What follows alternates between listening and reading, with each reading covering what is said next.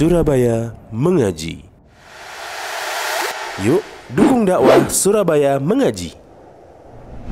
Salurkan harta terbaik Anda untuk operasional dakwah.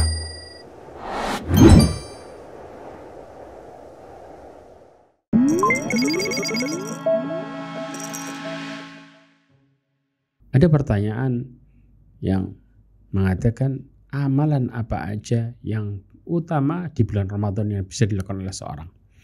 Yang pertama, kita harus paham bahwa Allah Subhanahu wa Ta'ala memerintahkan seseorang untuk berpuasa supaya mereka menjadi orang-orang yang bertakwa kepada Allah Azza wa Jalla.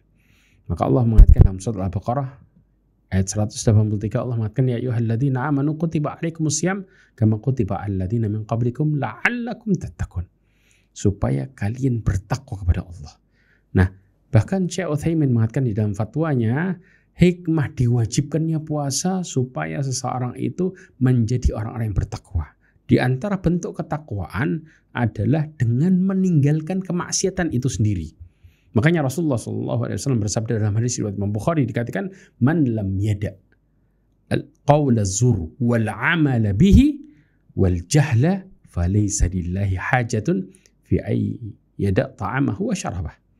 Barang siapa yang tidak mau meninggalkan perkataan dusta, bahkan mereka mengamalkannya serta berbuat kebodohan, maka Allah nggak butuh dengan puasanya dari meninggalkan makan dan minumnya. Mereka hanya mendapatkan capek saja. Kemudian dari sini juga amalan puasa itu sendiri utamanya luar biasa.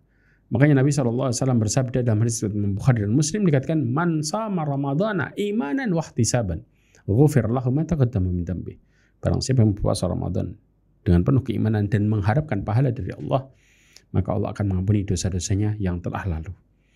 Maka jadikanlah momen Ramadan ini sebagai penghapus dosa.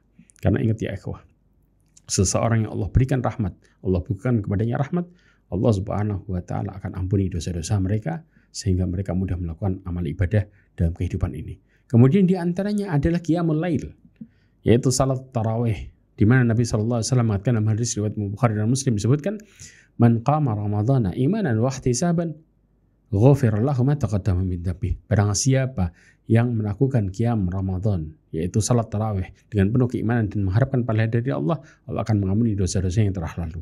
Menghidupkan salat malam adalah bukan hanya dengan sekedar salat, tapi mereka juga bisa meminta ampun di dalamnya.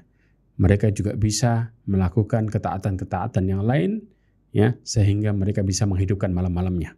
Kemudian juga dengan cara berusaha untuk mendapatkan Lailatul Qadar di 10 hari terakhir.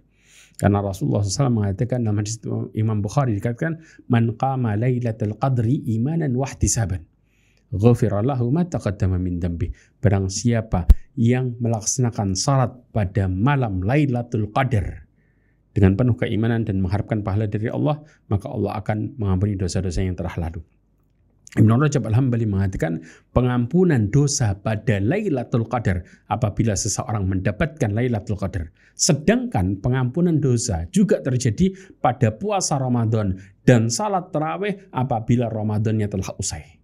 Jadi seseorang di bulan Ramadan mereka dapat mendapatkan banyak pengampunan. Dari mulai Lailatul Qadar, dari mulai ketika mereka melakukan salat tarawihnya, kemudian dari mulai mereka melakukan puasanya. Maka pada dasarnya seseorang itu Allah berikan ampunan secara besar-besaran di bulan Ramadan. Kemudian juga ingat penutupnya zakat fitr.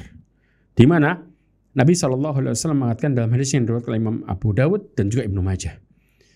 Farada Rasulullah SAW zakat al-fitr tuhratan lis-sha'im min al-laghwi wal-rafath wa ta'matan lil masakin. Dikatakan Rasulullah SAW mewajibkan zakat fitr untuk menyucikan orang-orang yang berpuasa dari kata-kata yang sia-sia dan kata-kata yang keji, dan juga memberi makan bagi orang-orang yang miskin. Kemudian yang terakhir, jangan lupa untuk berdoa, karena sesungguhnya orang yang serius dalam ibadahnya mereka berdoa berharap diterima oleh Allah Azza wa Jalla. Wallahu a'lam bishawab wa akhiru da'wana alhamdulillah. Assalamualaikum warahmatullahi wabarakatuh.